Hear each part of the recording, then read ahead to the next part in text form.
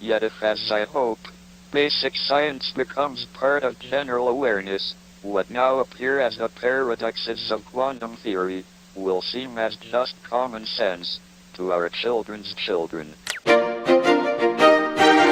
Stephen Hawking wrote over 25 books, continued to teach at Cambridge University, appeared across popular TV shows, and gave us the most comprehensive understanding of cosmology. How did he manage that despite his degenerative condition of ALS?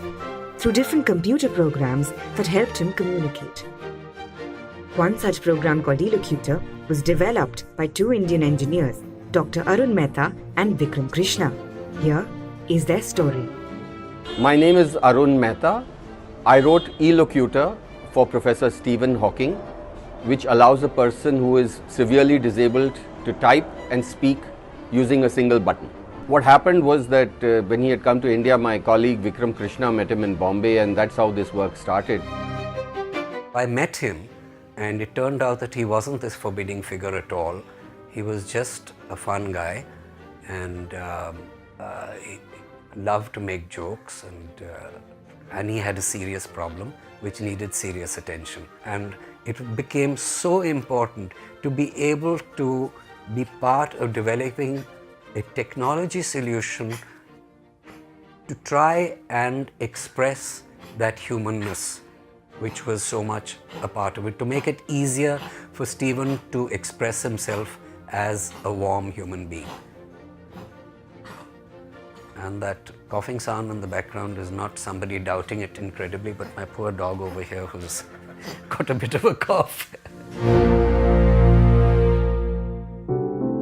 Right from the beginning, what we were told was the absolute minimum in terms of what a person can do in terms of interaction with a computer, which is press one switch. So, as his condition deteriorated, they found other ways for him to control that switch. And what was nice about the solution was that Arun had analyzed the problem of somebody who has very, very little movement left. We basically took the ability of a computer gadget, a mouse, the clicking of the button, and took one single click and looked at how many things we could make the computer do with that. And we could do three things with it. One was to sense a click, the other was to sense the lack of a click, and the third was to sense the length of the click. So we took those three aspects, and from it we made the ability to create complete sentences very, very quickly. Things I told Arun on the phone is that this is what we have to build into the software, that it's not enough to be solving the problem of using very little motor ability when you have almost no motor ability left. To create anything on the computer is a huge problem, but if we just solve that problem, it's not enough. We have to be able to maximize that ability to say silly things, because Stephen likes to say silly things. What's the most common misconception about your work? People think I'm a Simpsons character. See, the voice wasn't something that we did. You know, the original voice that he had, that was the text-to-speech output of a deck talk box. That was the technology of 30 years ago. So that is the characteristic voice that he has. It's actually text-to-speech. And it was one of the very first voices developed for computers to enunciate human voices. Almost identical voice was used in the Doctor Who program. Exterminate! However difficult life can be, teachers have always been there, behind the scenes, showing us the way forward. We tried to tell Stephen is that he could get away from his Dalek voice, But the fact is that's what he chose to do. It was also possible for him to make other choices, including getting a good approximation of what his original voice had been. But the software was changing.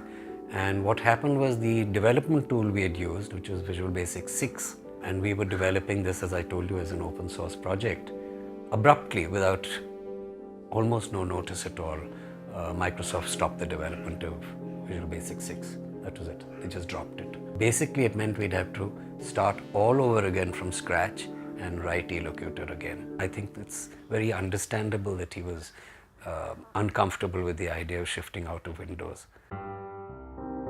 What was noticeable was, his humor and how his face changes, how expressive his face is. And he's a very kind man. It was a pleasure meeting him.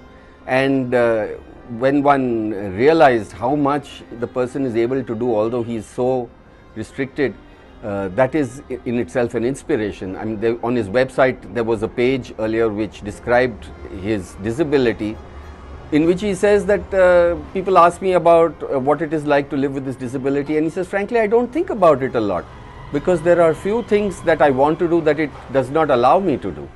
So this was, this optimistic attitude was really what was amazing. He was probably in his 20s when the disease was first detected, and because they thought it was a very virulent case of the disease, they told him he may not have long to live. Now imagine, he lived 50 years and was optimistic and did so much work, and right up to the end he was working.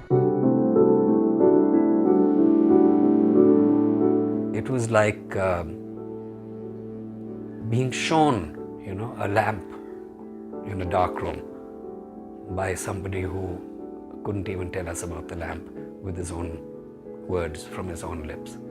But he could show people that there are lamps that you can light, and you can be part of lighting every lamp.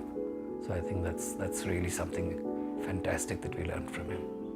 We are all time travelers, journeying together into the future, but let us work together to make that future a place we want to visit. Be brave, be determined, overcome the odds. It can be done.